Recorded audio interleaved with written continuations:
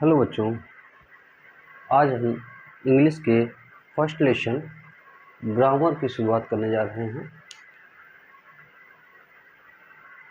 अगर हमें इंग्लिश के बारे में अच्छी जानकारी रखनी है या इंग्लिश को शुद्ध बोलना है, शुद्ध पढ़ना है, तो हमें ग्रामर जानना यानी कि इंग्लिश का व्याकरण जानना बहुत आवश्यक है, क्योंकि व्याकरण ही हमको बताता है कि इंग्लिश को शुद्ध रूप से कैसे कहा जाए, कैसे बोला जाए। वैसे बोलने के लिए तो कोई कहीं पे भी कैसे भी बोल सकता है। भाषा की शुद्धता अशुद्धता को बिना ध्यान दिए उल्टा सीधा इंग्लिश कोई कैसे भी बोल देता है। तो लेकिन हम ये जानेंगे कि शुद्ध रूप से यदि हमें इंग्लिश बोलनी है तो हमें ग्रामर का ज्ञान होना बहुत ही आवश्यक है।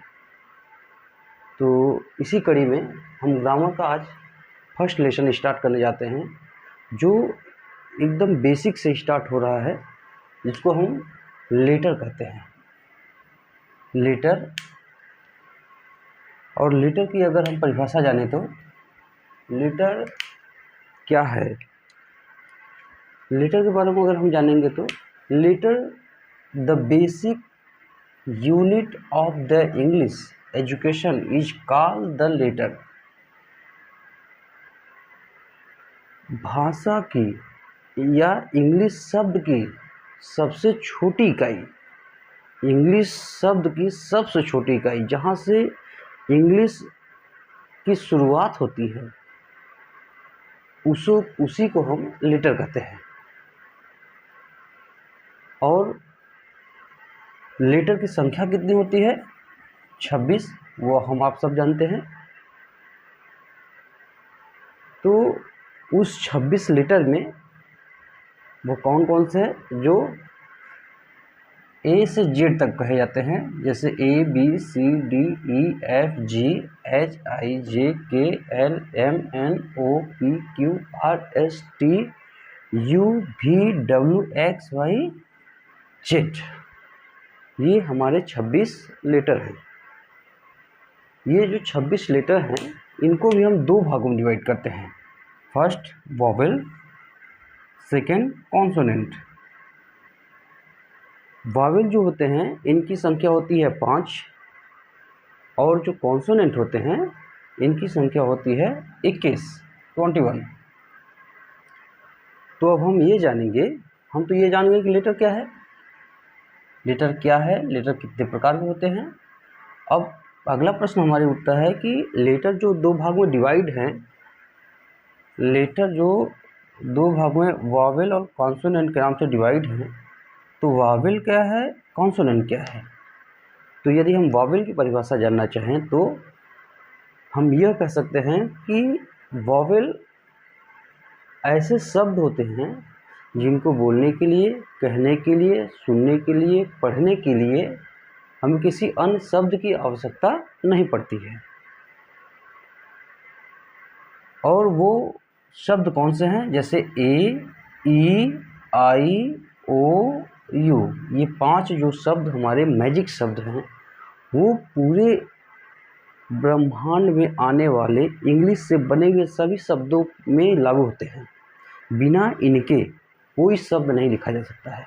ये हमारे 5 मैजिक शब्द कहे जाएंगे, इन्हीं को हम वॉवेल्स कहते हैं। जैसे यदि हमको ए कहना होगा तो ए कहने के लिए हमें किसी अन्य शब्द की आवश्यकता नहीं पड़ती है। आई कहना हुआ तो आई कहने के लिए हमें किसी शब्द की आवश्यकता नहीं है। ई कहना पड़ेगा तो ई कहने के लिए हमें किसी शब्द की आवश्यकता नहीं है। ओ कहना है, ओ कहने के लिए भी हमें किसी शब्द की आवश्यकता नहीं है। यू कहना है तो यू भी कहने के लिए हमें किसी शब्द की आवश्यकता नहीं है। ये 5 जो शब्द हैं यही हमारे वॉवेल्स हैं। बोलने के लिए, कहने के लिए, पढ़ने के लिए किसी की सहायता हमें नहीं लेनी पड़ती है, जिनको हम वॉवेल्स कहते हैं। अब बारी आती है कॉन्सोनेंट की।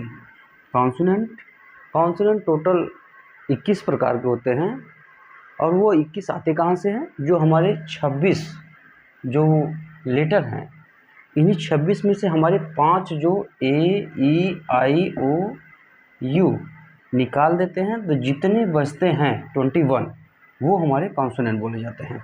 कॉन्सोनेंट होते क्या हैं? कॉन्सोनेंट वह लेटर होते हैं कॉन्सोनेंट लेटर के वह होते हैं जो जिन्हें बोलने के लिए, जिन्हें पढ़ने के लिए, जिन्हें कहने के लिए हमें वॉवेल्स की आवश्यकता पड़ती है।